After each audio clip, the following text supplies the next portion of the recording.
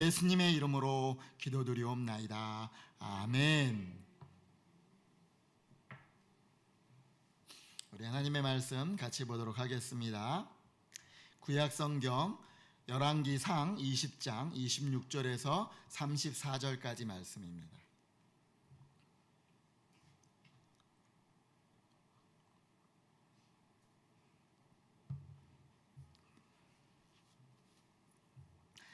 제 성경으로는 구약성경 552쪽입니다. 열왕기상 20장 26절에서 34절까지 말씀, 제가 한 절, 여러분이 한 절 교독하도록 하겠습니다. 해가 바뀌니 베나닷이 아람 사람을 소집하고 아벡으로 올라와서 이스라엘과 싸우려 하매 이스라엘 자손도 소집되어 군량을 받고 마주 나가서 그들 앞에 진영을 치니 이스라엘 자손은 두 무리의 적은 염소떼와 같고 아람 사람은 그 땅에 가득하였다. 그때 하나님의 사람이 이스라엘 왕에게 나와 말하여 이르되 여호와의 말씀에 아람 사람이 말하기를 여호와는 산의 신이요 골짜기의 신은 아니라 하는도다. 그러므로 내가 이 큰 군대를 다 내 손에 넘기리니 너희는 내가 여호와인 줄 알리라 하셨나이다 하니라. 진영이 서로 대치한 지 7일이라 일곱째 날에 접전하여 이스라엘 자손이 하루에 아람 보병 10만 명을 죽이매 그 남은 자는 아벡으로 도망하여 성읍으로 들어갔더니 그 성읍이 그 남은 자 2만 7천 명 위에 무너지고 베나닷은 도망하여 성읍에 이르러 골방으로 들어가니라.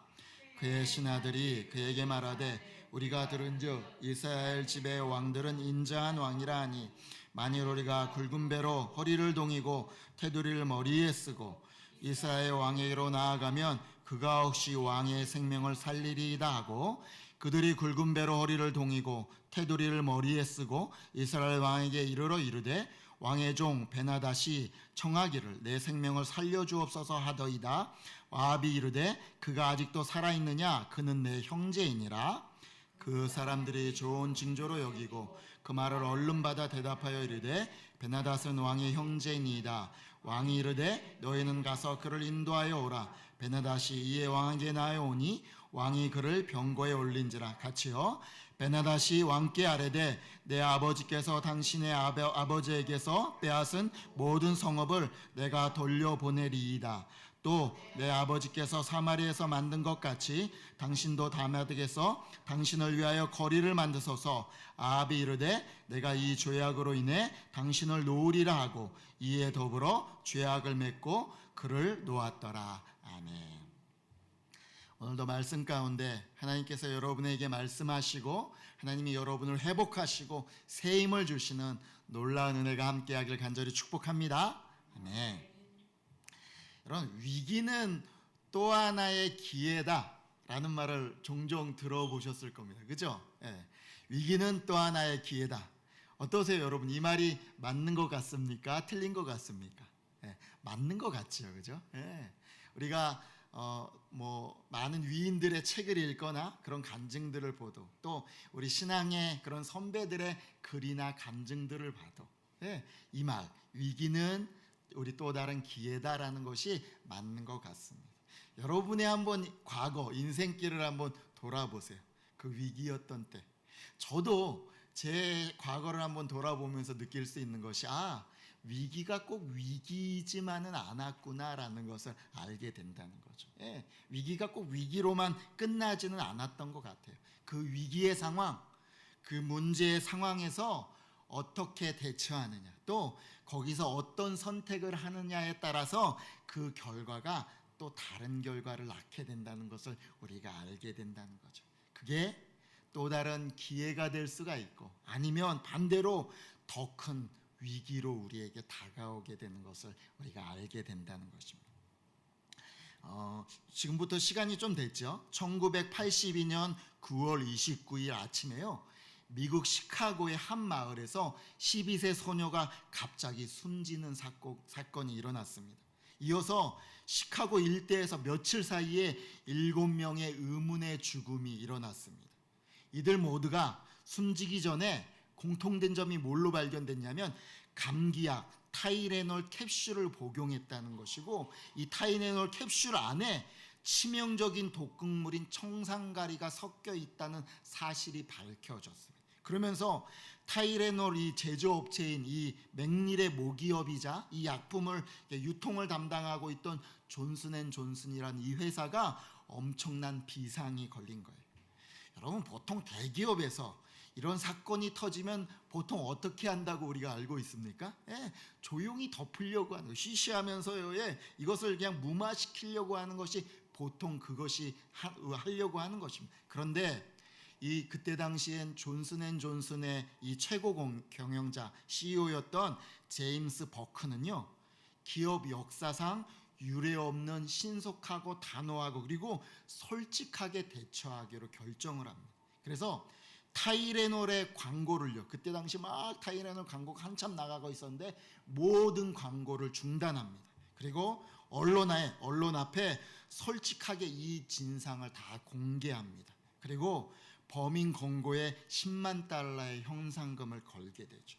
그리고 그때까지 제조하고 있었던 캡슐형 타이레놀의 제조를 모두 다 중단하고, 그리고 나가서 지금 유통되고 있는 캡슐형 타이레놀을 모두 다 수거해서요, 알약형으로 다 교환해 주겠다고 약속을 했습니다. 이게 그때 당시에 어떤 정도의 손해를 입게 되냐면 1억 달러의 손해를 입게 된다.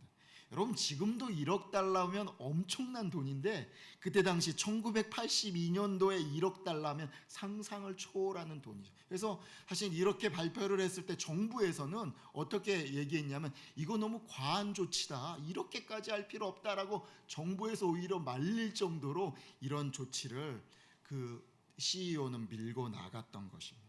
그런데 당연하게 존슨앤존슨의 이 타격을 입게, 회사의 매출이 엄청나게 떨어지고 어려워졌겠죠. 그런데 반면에 소비자들은, 많은 사람들은요, 존슨앤존슨 이 회사와 그 CEO의 진정성을 받아들이기 시작했어요. 신뢰했습니다. 그리고 언론도 이런 조치, 이런 수습 대책을 정말 잘했다라고 높이 평가하기 시작했습니다.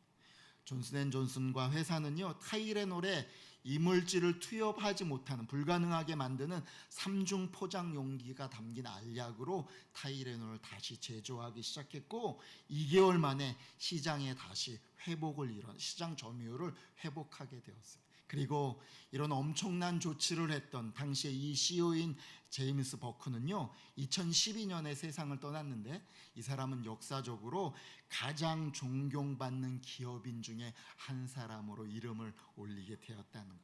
오늘 이 말씀을 이 이야기를 보니까 위기가 또 다른 기회가 됐다라는 것을 우리가 알게 되는 것이죠. 우리에게는 위기가 닥칩니다. 문제가 닥칩니다. 이 문제를 어떻게 선택하고 어떻게 대처하느냐가 정말 중요한 것이죠. 오늘 우리가 말씀을 보니까 오늘 이 이스라엘에게도 큰 위기가 닥쳐왔습니다. 바로 아람이 침공해 온 것입니다. 당시에요, 이때 이스라엘과 가장 숙적 관계이고 계속 이스라엘을 괴롭혔던 대표적인 나라가 바로 아람입니다. 이 아람이 지금으로 치자면 어떤 나라냐면 바로 시리아입니다. 시리아가 계속, 시리아와 이스라엘이 당시에는 계속 전쟁을 했고, 사실은 아람이 훨씬 국력이나 국방력이 이스라엘보다 강했던 때입니다. 아람의 왕 베나닷이 첫 번째 침공에서는 실패를 했습니다. 그러니까 두 번째로 또 더 큰 군대를 모아가지고 두 번째로 침공, 우리가 읽은 것이 바로 이 두 번째 침공 그 부분입니다.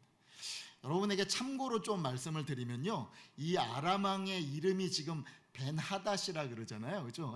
이 벤하닷이 무슨 뜻이냐면 하닷의 아들이라는, 벤이라는 뜻이 아들이다라는 뜻. 우리 벤허 영화도 말때 허의 아들이다 이런 뜻이거든요. 벤하닷은 하닷의 아들입니다. 그런데 열왕기상을 여러분들이 조금 보다 보면 아람 왕 베나닷이 엄청 많이 여러 번 등장하는 것을 보게 됩니다. 도대체 베나닷은 몇 살까지 산 건가 이렇게 궁금할 텐데 사실은 똑같은 이름이지만 다른 사람이라는 걸 여러분이 아셔야 돼요. 여기 오늘 우리가 읽은 이 베나닷은요, 엄밀히 말하면 베나닷 2세입니다. 그러니까 열왕기상 20장에 등장하는 베나닷은 베나닷 2세고요. 15장에 등장하는 베나닷은 베나닷 1세다. 이렇게 그냥 참고로 알아두시면 좋겠습니다.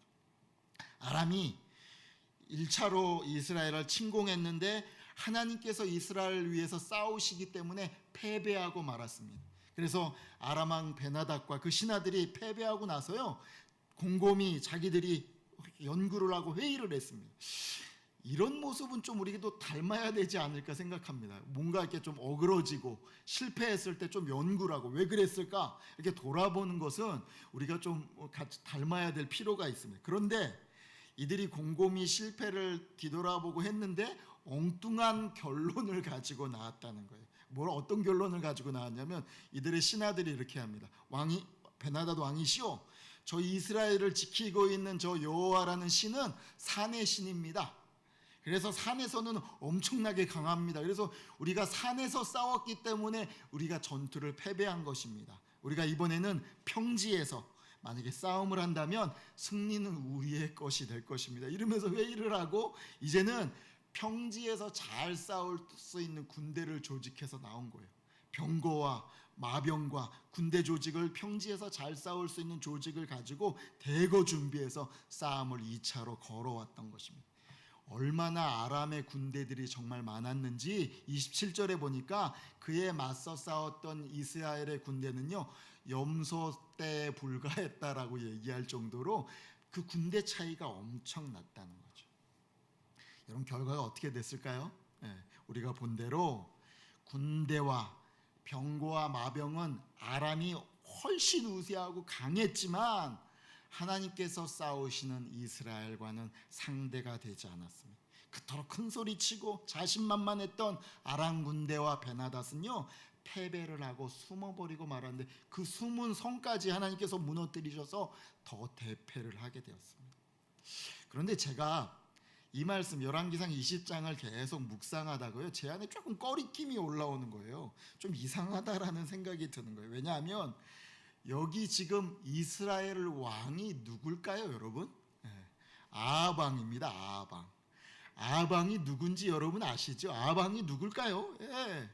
아합 왕은요, 북이스라엘 왕 중에서 특별히 자기 아내 이세벨과 더불어서요, 우상을 섬기는, 아주 우상을 이스라엘에게 전파한 특심을 가진 그런 대표적인 인물이었습니다.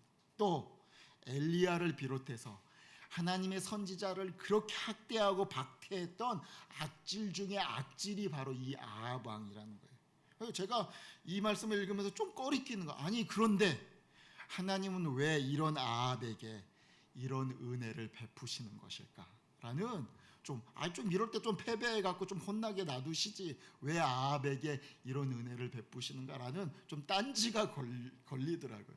여러분, 왜 그런 것 같으세요? 우리 하나님은 신실하시기 때문입니다. 우리 하나님은 이스라엘을 내가 보호하겠다라고 하신 그 약속을요, 철저하게 신실하게 지키시는 하나님이십니다. 비록 그를 지도하고 있는 왕이 악할지라도 하나님은 자신의 약속을 변개치 아니하시는 신실하신 하나님이라는 것을 우리가 오늘 말씀 가운데 보게 되죠. 또 하나는 바로 하나님은 악인에게도 돌이킬 수 있는 기회를 주시는 하나님이다라는 것을 알게 됩니다. 오늘 우리가 성경을 다 읽진 않았지만 뒷부분에 우리가 몇 장을 더 읽어보면 사실은 하나님께서 아합에게 주신 마지막 기회가 바로 이 전투였다라는 것을 우리는 성경을 통해서 알게 되는 것이죠. 그런데 안타깝게도 아합은요, 하나님께서 주신 이 마지막 기회를 놓치고 말았습니다. 아람의 침공이라는 눈에 드러난 이 위기 가운데 얻을 수 있었던, 하나님이 얻기를 원했던 진짜 회복과 돌이킴의 기회를요, 아합 왕은 놓치고 말았습니다. 하나님께서는 놀라운 방법으로 이스라엘과 그 아합을 구하셨음에도 불구하고요, 전쟁이 끝나고 나서 하나님께서 이렇게 전쟁을 승리하게 하셨으면, 왕이라면 적어도 하나님을 정말 믿으면 정말 하나님께 감사하고 하나님께 영광을 올리는 그런 부분이 나타나야 되는데, 여러분 보십시오. 아무리 눈을 씻고 찾아봐도요, 아합이 하나님께 감사를 했다라고 얘기하는 거나 영광을 돌렸다라고 하는 부분이 눈컵만큼도 없다는 거예요. 뭘 얘기하는 것입니까? 하나님이 도우셨음에도 불구하고 아합의 마음에는요, 이 승리가 누구 때문입니까? 자기 때문이에요. 내가 잘나서, 내가 잘해서 내가 승리했다라고 라고 생각으로 가득 차 있다는 것을 알게 됩니다. 그렇게 마음이 가득 차 있으니까 이 전쟁이 끝나고 이 전쟁을 처리하는 과정에게도 하나님의 뜻보다는 자기의 뜻대로 하고 있는 아합의 모습을 본다는 거죠. 하나님은 반드시 죽이기를 원했던 이 아람 왕을요 버젓이 살려줍니다. 그러면서 우리가 빼앗긴 땅, 내 아버지께서 빼앗긴 땅을 내가 이 전투를 통해서 다시 얻었고 이 아람과 무역의 통로를 내가 다시 만들었다라는 이 공가를 지켜 세우고 있는 아합의 모습을 우리가 보게 된다는 거죠. 우리 34절 말씀 같이 한번 읽겠습니다. 베나다시 왕께 아뢰되 내 아버지께서 당신의 아버지에게서 빼앗은 모든 성읍을 내가 돌려보내리이다. 또 내 아버지께서 사마리에서 만든 것 같이 당신도 다메겟에서 당신을 위하여 거리를 만드소서. 아합이 이르되 내가 이 죄악으로 인해 당신을 놓으리라 하고 이에 더불어 죄악을 맺고 그를 놓았더라. 이렇게 아합은요 하나님이 그 전투를 승리하게 하셨음에도 불구하고 이 드러난 위기 가운데 주시는 기회를 잡지 못했던 것입니다. 그런데 그런 아합에게 하나님께서 선지자를 보내십니다. 이 선지자가요 이상한 모습으로 아합에게 나타납니다. 선지자가 자기 동료에게 뭐냐면 나 두들겨 패라 라고 얘기하는 거예요. 내 형체가 별로 알아보지 못할 정도로 심하게 나를 두들겨 패라 그러는 거예요. 두들겨 패고 나서 얼굴을 둥둥이 붕대로 이렇게 말고 아합이 지나가는 길목에 이렇게 기다리고 있는 겁니다.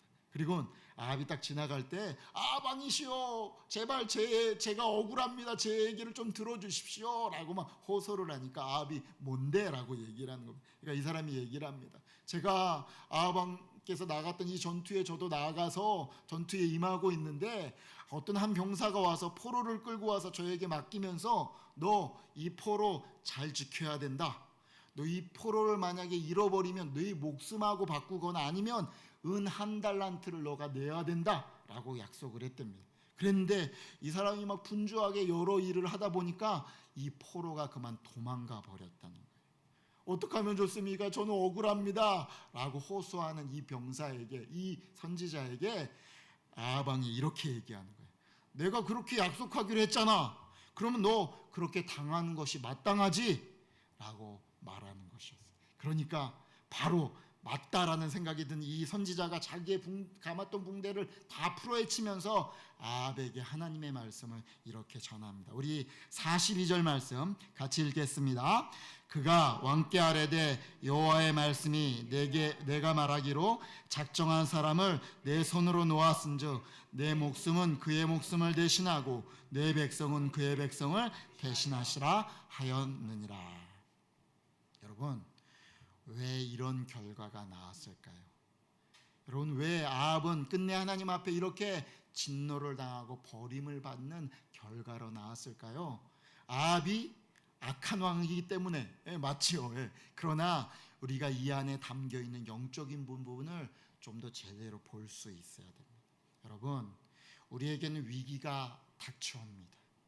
우리에게는 눈에 보이는, 겉으로 보이는 드러난 위기들이 수없이 다가옵니다. 그러나 그 드러난 위기뿐만 아니라 그 이면에 깔려있는 감춰져 있는 위기를 볼 수 있어야 한다는 것입니다. 하나님은 아람의 침공이란 이 드러난 위기 속에서 아합이 가지고 있는, 아합 안에 있는 치명적인 감춰진 위기를 보기를 원하셨던 것이죠. 그것이 뭘까요? 바로 아합이 하나님을 주인으로 삼고 있지 않은 것입니다. 하나님을 제대로 의지하고 있지 않은 것입니다. 다시 말하면 아합은요, 이 모든 문제를 영적으로 해결할 영적인 힘이 없다는 것, 이 영적인 실제로의 감춰적인 위기를 하나님은 절실히 보기를 원했던 것이죠. 그래서 아람이 침공할 때마다 2번이나 하나님은 선지자를 아합에게 보내셔서요, 이렇게 분명히 말씀하시는 음성을 우리가 듣게 된다는 거죠. 우리 13절과 28절 말씀, 우리 13절 말씀은 제가 읽고 28절 말씀은 여러분이 한번 읽어보시기 바랍니다. 한 선지자가 이스라엘의 아합 왕에게 나아가서 이르되 여호와의 말씀이 내가 이 큰 무리를 보느냐? 내가 오늘 그들을 내 손에 넘기리니 너는 내가 여호와인 줄 알리라 하셨나이다. 28절이요. 이스라엘 왕에게 나와 말하여 이르되 여호와의 말씀에 아람 사람이 말하기를 여호와는 산의 신이요 골짜기의 신은 아니라 하는도다. 그러므로 내가 이 큰 대를 내 손에 넘기리니 너희는 내가 여호와인 줄 알리라 하셨나이다 하니라. 너는 내가 여호와인 줄 알리라. 하나님이 아합에게 보기를 원하셨던 거죠. 아람의 침공은 하나님께서 아합에게 주신 절호의 기회였습니다. 여호와 하나님께로 돌이키고 하나님을 제대로 배울 수 있는 시간이었습니다. 그 안에 있는 진짜 감춰진 위기를 극복할 수 있는 하나님의 기회였던 것이죠. 그러나 안타깝게도 아합은 드러난 위기, 이 아람의 침공이라는 드러난 위기는 벗어났지만 감춰진 위기, 하나님을 잃어버린 이 감춰진 위기는 끝끝내 벗어나지 못했다는 거죠. 그 결과가 어떻습니까? 그 결과는 자신의 뜻대로 자기가 잘난 줄 알고 하나님을 다시 주인으로 모시지 못했기 때문에 자기 마음대로 결정해버려서 진짜 위기의 결말을 맞는 우리가 아합을 보게 된다는 거죠. 하나님께 완전히 버림을 받고 처참한 죽임을 당하는 아합을 우리가 성경 가운데 만나게 되는 것입니다. 여러분, 하나님은 오늘 이 말씀을 우리에게 왜 읽기를 원하실까요? 왜 우리가 이 말씀을 보기를 원하실까요? 바로 우리 역시 이 말씀을 교훈 삼아 지혜를 얻기를 원하시는 거죠. 어떤 지혜일까요? 바로 드러난 위기 가운데 감춰진 진짜 위기를 발견하라 라는 것입니다. 우리 한번 따라할까요? 드러난 위기 가운데 감춰진 진짜 위기를 발견하라. 네, 우리 삶에 드러나 있는 여러 가지 위기 가운데 감춰져 있는 진짜 위기를 발견하는 영적인 지혜가 우리에게 필요한 것입니다. 여러분에게 지금 드러나 있는 실제적인 현재 드러난 위기는 무엇입니까? 어떤 사람은 경제적인 어려움이 드러난 위기로 나타나는 사람도 있을 것입니다. 여러분, 우리가 이 땅을 살아가는데 경제적인 이 문제 정말 중요하죠. 정말 필요한 것입니다. 해결받아야 합니다. 정말 하나님께 의지하고 구하고 나아가서 하나님이 여러분의 사업장과 여러분의 가정의 문제를 해결해 주시기를 저 역시도 간절히 기도합니다. 또 하나, 우리에게 드러난 이 위기가 무엇일까요? 어떨 때는 질병의 위기가 우리에게 드러난 위기일 때도 있습니다. 요즘은요, 육체적인 질병뿐만 아니라 정신적인 이 위기가, 정신적인 질병이 너무나 많이 팽배해 있는 것을 우리가 보게 되는 거죠. 정말 아무에게도 함부로 얘기할 수 없는 정말 크고 어려운 이야기입니다.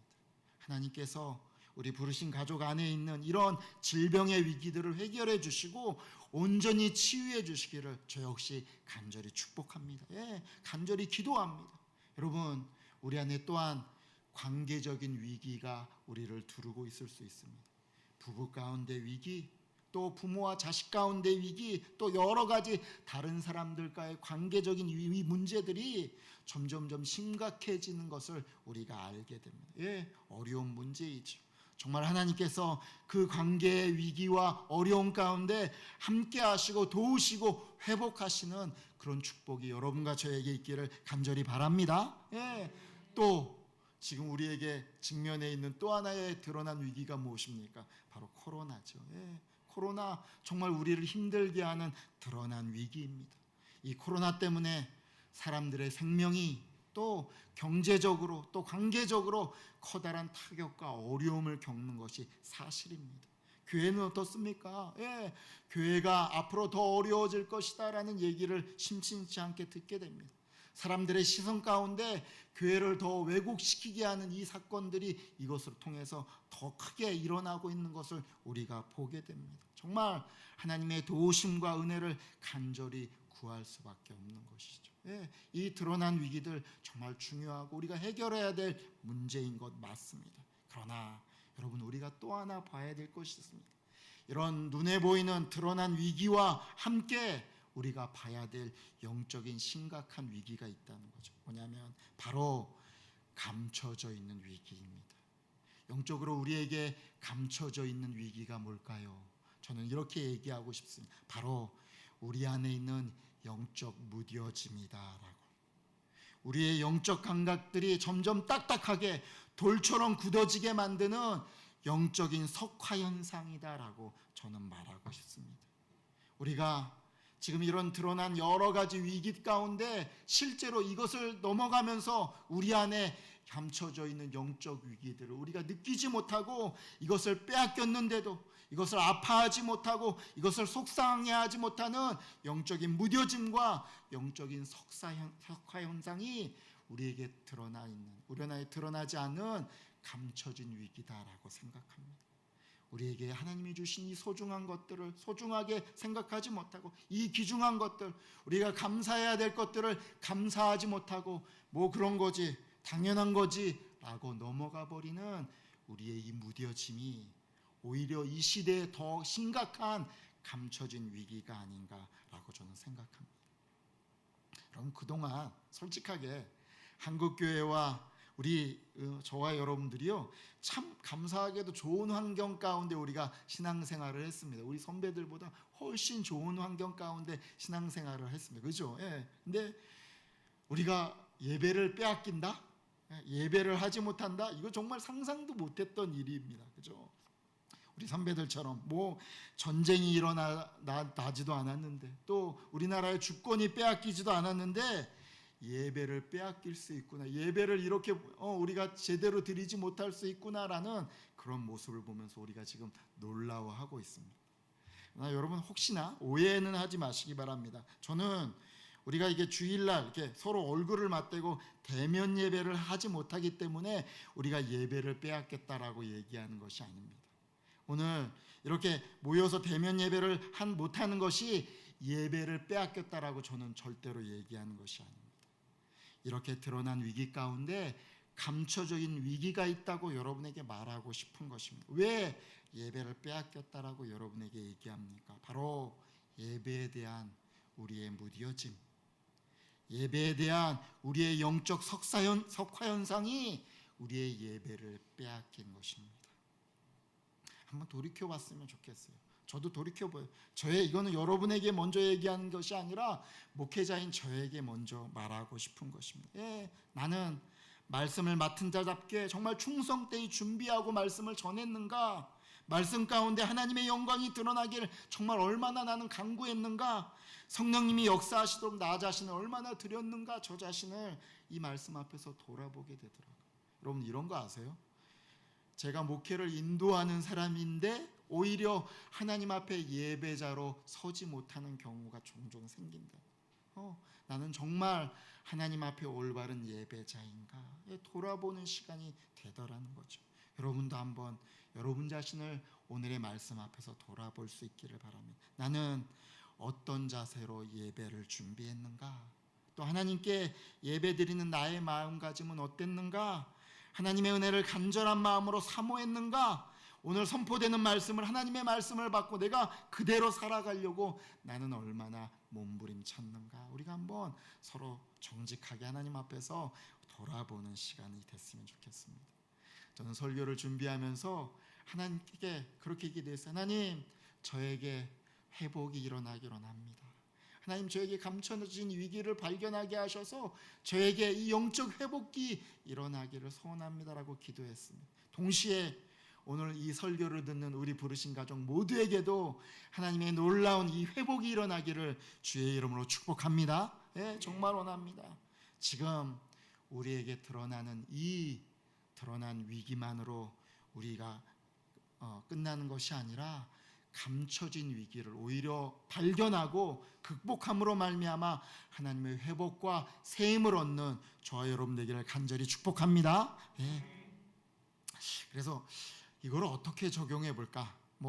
제가 오늘 예배에 대해서 단편적으로 영적인 위기다라고 한 부분을 단편적으로 예배 가운데 얘기한 거지만 더 많은 것이 있겠죠. 그러나 이것을 어떻게 적용해 볼까 조금 고민을 해봤습니다.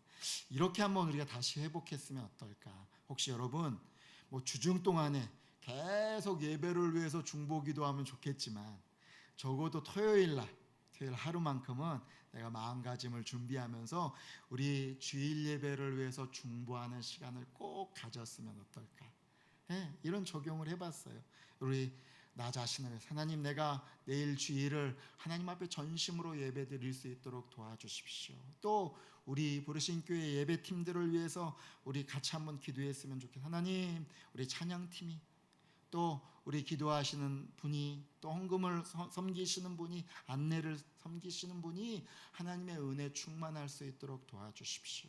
특별히 말씀을 전하시는 우리 목사님에게 하나님 은혜 베풀어 주시고 강하게 성령의 충만함으로 그 선포되는 말씀이 정말 하나님의 말씀이 될 수 있도록 사용하여 주시옵소서라고 중보 기도하는, 그래서 주일의 예배가 더 하나님께 온전히 드려지는 그런 여러분이 됐으면, 우리가 됐으면 간절히 축복합니다. 또 하나는요, 주일 예배 조금 더 5분 전이라도 우리가 일찍 와서요, 오늘 말씀을 다시 한번 읽어보면서 예배를 준비하는 이런 운동이 우리 가운데 일어났으면 좋겠습니다. 여러분, 다음 주에도 영상 예배를 계속할지 아닐지는 잘 모르겠지만 영상 예배를 할지라도 여러분 미리 오늘 예배를 준비하고 기도하고 준비해서 하나님께 최고의 마음으로 하나님께 예배드리는 저와 여러분 되기를 간절히 축복합니다.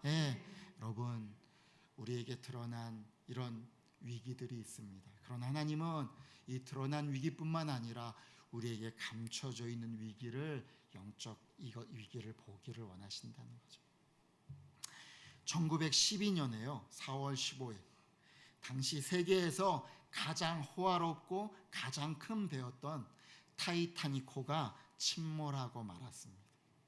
그런데 이 침몰 사건을 조사하던 기자들이 알게 된 것이 있어요. 뭐냐면 안타깝게도 이런 엄청난 위기를 만나기 전에요, 앞에 빙상에 대한 경고, 너 빙상 조심해라라는 경고의 무선을요 6번이나 타이타닉호가 받았다는 것입니다.